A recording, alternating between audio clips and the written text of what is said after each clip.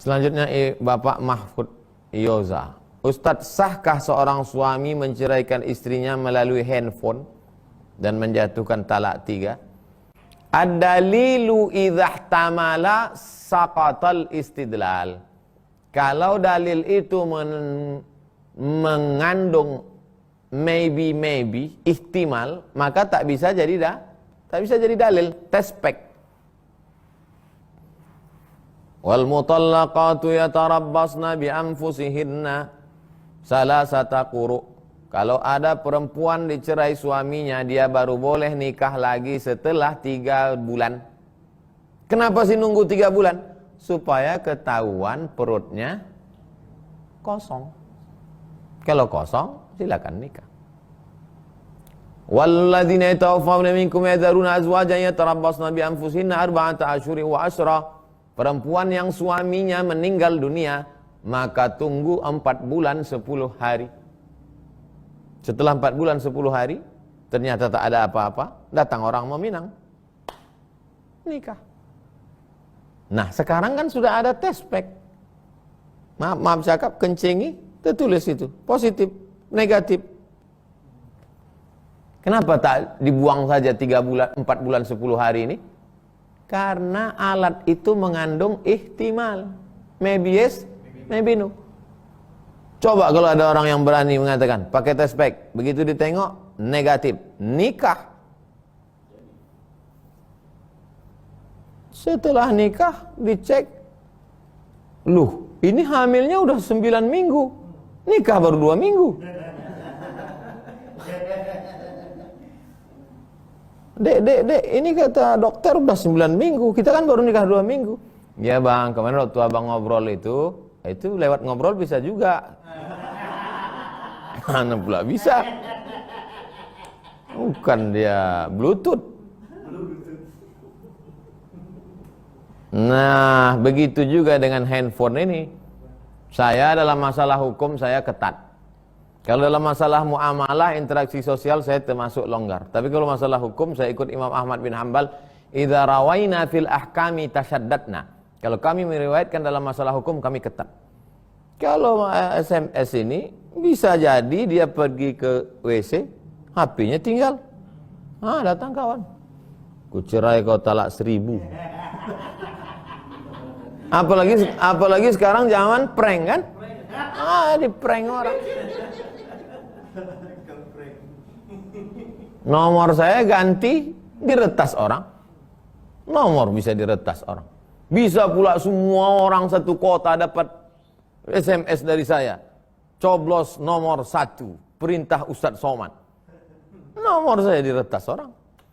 Jadi dia pakai handphone ini tak bisa. Oleh sebab itu, pakai kaidah ad-dalilu idza ihtamal saqata bihil istidlal. Begitu Pak Mahfud. Selanjutnya Pak Ucok Sitorus. Pak Ucok Sitorus, inilah yang dikabulkan Allah doanya, ihdinas siratal mustaqim. Karena Sitorus. Tak ada dia belok-belok. Sitorus. Apakah sepupu sanak bapak boleh jadi wali nikah? Sementara boleh juga dia dinikahi. Mohon penjelasannya Pak Ustaz.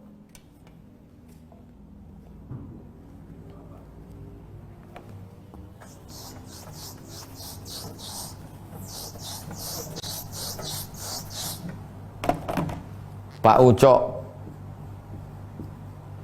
punya anak namanya Butet.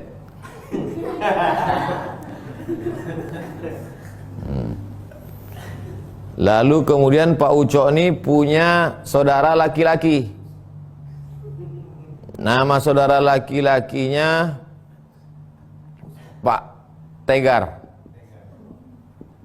Pak Tegar ini punya anak laki-laki. Punya anak laki-laki namanya si Menek. Si Menek. Menek itu artinya Sony. Ketek. Si Menek. Dah. Itulah yang dimaksud Pak Ucok tadi sanak bapak. Maksud sanak bapak itu bapaknya adik-beradik. Bapak si Butet dengan bapak si Menek adik-beradik. Kalau orang Melayu menyebutnya saudara sewali. Kenapa disebut saudara sewali? Ini alasan mengapa ini disebut sewali. Sekarang banyak orang tak tahu, disebutnya yang begini sepupu. Kan sepupu. Sepupu itu maknya adik-beradik. Itu baru sepupu. Kalau nenek adik-beradik, dua pupu.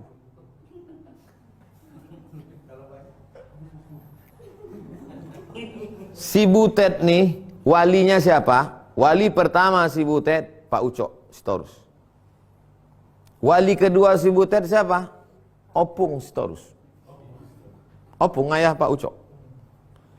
Wali keduanya siapa? Anak Pak Ucok yang laki-laki. Siapa namanya? Si Godang.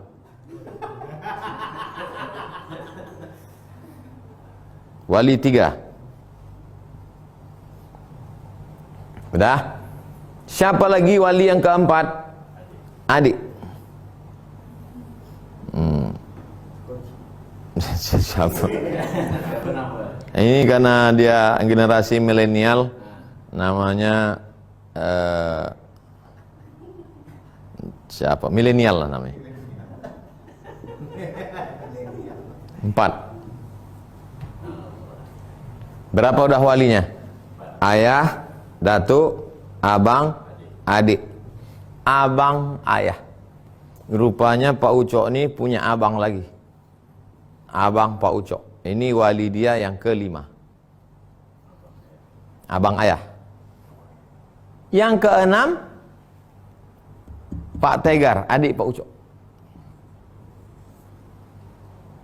6 wali si Butet. Ayah, opung, abang, adik, abang ayah, adik ayah. Datang tsunami, mati semua. Likuifaksi, angin puting beliung, disapunya semua. Pak Ucok mati, sorry Pak Ucok.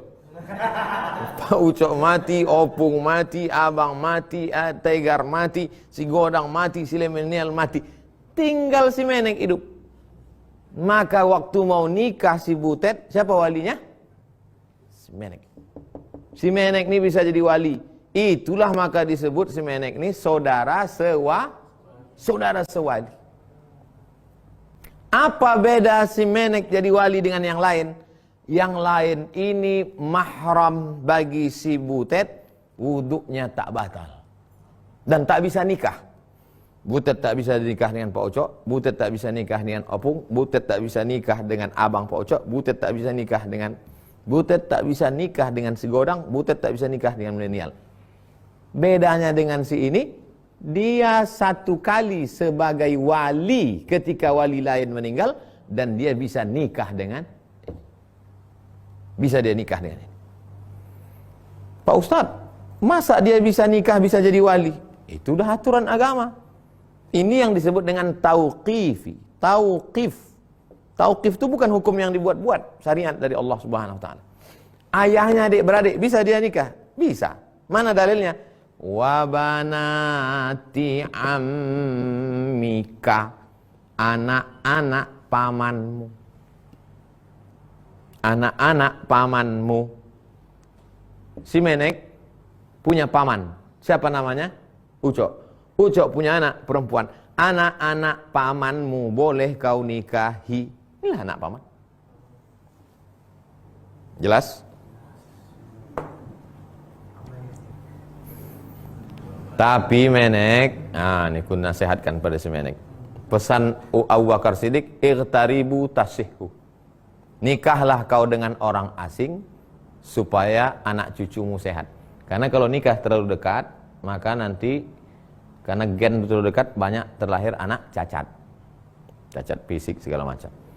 Bagus. Tapi Pak, ada sebagian orang dia mau nikah dekat-dekat nih. Supaya apa? Supaya harta si Butet tak lari kemana-mana. Nah, itu lain lagi ceritanya. Kita bicara tentang masalah hukum dan sosial. Begitu Pak Ucok. Panjang cerita pertanyaan Pak Ucok. Selanjutnya Pak Beni, Ustadz, mengapa Allah menutup hati manusia? Kenapa Allah menutup? Kau kenapa tak ke masjid? Mohon maaf Pak Haji, hatiku sudah tertutup. Kenapa tertutup? Allah menutupnya. Kalau Pak Haji mau salahkan, salahkanlah Allah. Mak, kata Pak Haji, betul juga anak ini. Ngiri-ngiri pertanyaan jamaah. Saya senang berarti jamaah ini ngaji. Pertanyaannya begitu tuh menunjukkan dia ngaji.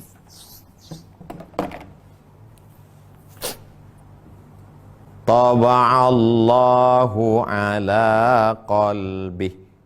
Allah menutup hatinya. Hadisnya jangan dipotong. Apakah ujuk-ujuk tiba-tiba Allah menutup hati? Tidak. Coba baca hadis sebelumnya. Pangkal hadisnya apa? Man tarakal jumu'ata salasa marratin tahawunan. Siapa yang meninggalkan sholat Jumat 3 kali berturut-turut karena sepele. Kok kemarin tinggalkan sholat Jumat 3 kali? Iya, bukan karena tahunan. Tapi apa? Karena COVID-19.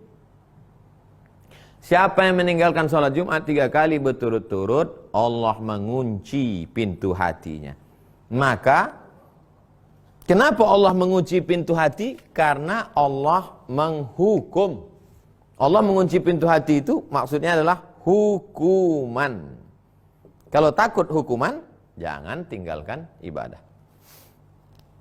Khatamallahu ala qulubihim wa ala sam'ihim wa ala absarihim ghishawah.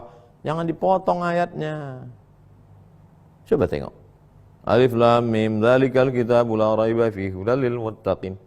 Alladzina yu'minuna bil ghaibi wa yuqimuna shalah wa mimma razaqnahum yunfiqun. Walladzina yu'minuna bima unzila ilaika wa ma unzila min qablika wa bil akhirati hum yuqinun. Ulaika 'ala hudan min rabbihim wa ulaika humul muflihun. Innal ladzina kafaru sawa'un 'alaihim a anzartahum am lam tunzirhum la yu'minun. Baru khatama.